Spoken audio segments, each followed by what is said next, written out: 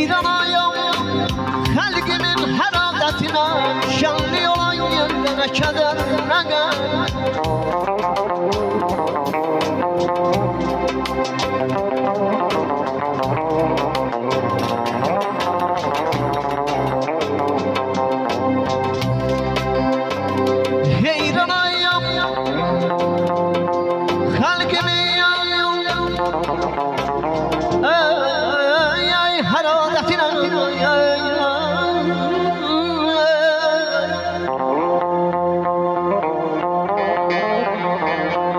şenli olan yerde ne keder ne gam taze bey taze gel sizin bu toyunuza her an yürekten tebrik deyirəm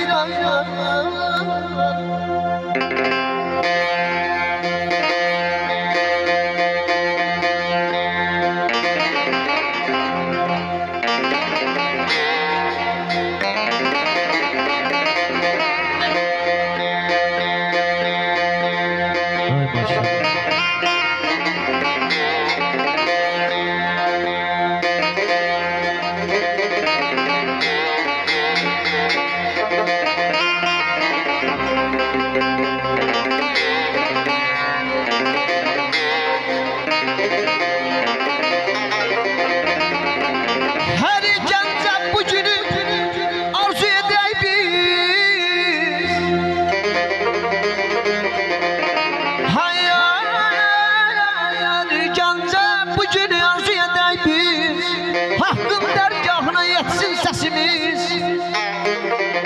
deyirəm bu günü görsün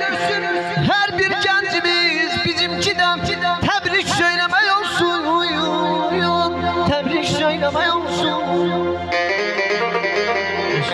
bütün gençlere bak, bu da güzel